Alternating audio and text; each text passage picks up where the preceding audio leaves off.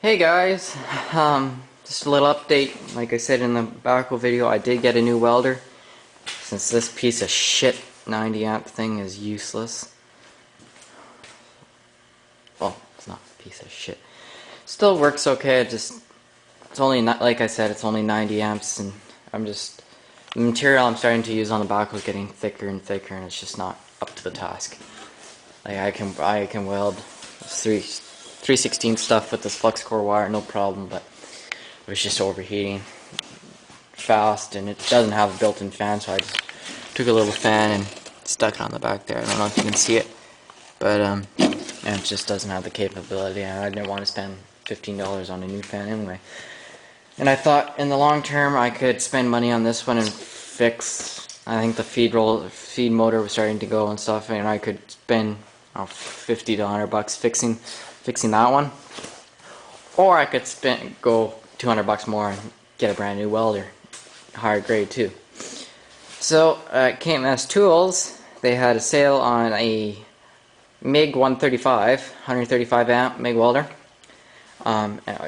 It is gas, comes set up for gas shielding.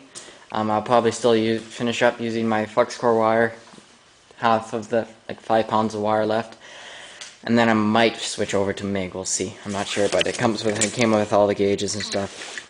Probably if I do go over to gas shields, I'll probably get a different set of gauges. I don't know how much I trust these ones. And I'll probably just save the hose. Hose is so good. I always use that for something else. But anyway, let's just show you the weld here. I got it for $349, $359. I'm not sure. I don't have the receipt on me. But anyway, it's got first thing I looked at was it's got a fan built in. So it's like this one had 2 settings. Let's see, medium and max, or minimum and max voltage, and then you got the wire speed, which was always set at 8. I think the minimum was like 60 or 50. I think it was 60 amps, and maximum was full 90 amps to 89.5 amps or something like that. That was just a basic 120 volt welder, little welding gun with a goofy little end on it. I've been using the one at the school a lot. Well, I actually haven't built anything for myself in my shop class yet, but I got used to using their 250 Miller Mig with the nice gun and everything, but just kind of goofy looking. Anyway, kind of looks like a banana or something. I don't know, but yeah, it doesn't really have that long of a cable. It's probably only like 4 or 5 foot long. So I was starting to have a problem with getting into stuff, and like stuff like that. Clamp wasn't all that great, but anyway. So bought this sucker for $359. It's a beauty. I haven't tried it yet, actually, but nice Mig. I might see if I can pop this rubber coating off and get a pipe bender and bend this just a tiny little bit more. I don't kind of like them bent a bit more of an angle, but I'll try it this way. It's got a decent sized gun. It doesn't have a little one. You can fold your fingers around 5 times before you get a grip on it. Metal hanger and everything to hang it up. You can pull it out and replace it with a Tweco. It is Tweco. I think it's Tweco. Yeah, Tweco. Gun compatible, so I can switch it over to like a Tweco is probably one of the best MIG gun makers around, so I can always switch it out with a better gun from them or something for like $150, $200 or something like that. But anyway, unlike that thing with minimum and maximum amperage settings, we got, it doesn't actually have numbers, it's got letters, but anyway, it's got all the way to J. You got their lowest, and then you got wire feed, everything. It's 1 from 10. Volts is 18. Amps 90. Amps is it is 135. Can't remember what that was for. Or it might actually be a cover off a different welder. I'm not sure.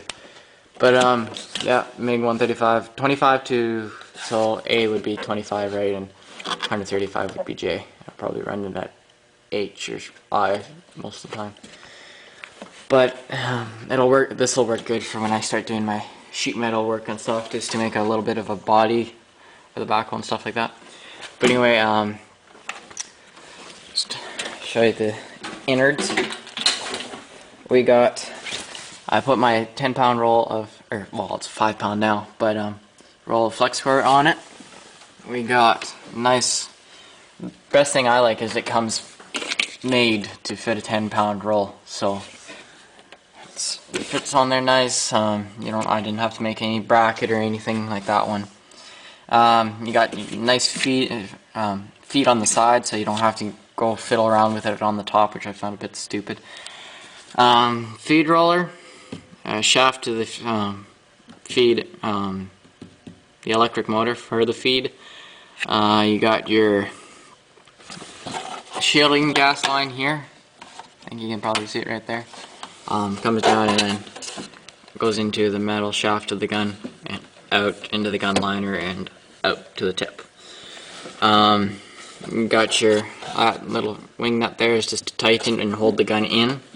The top bearing to hold the wire down into the groove. You got your spring tensioning,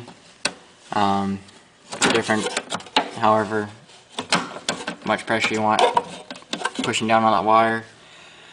Got your trigger wires coming from the gun, your polarity, so right now it's set up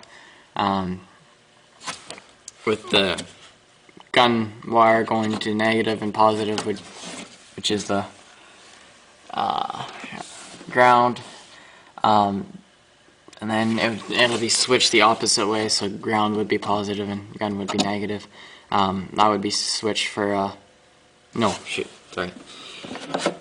gun would be negative and ground would be negative and gun would be positive for solid wire, MIG wire.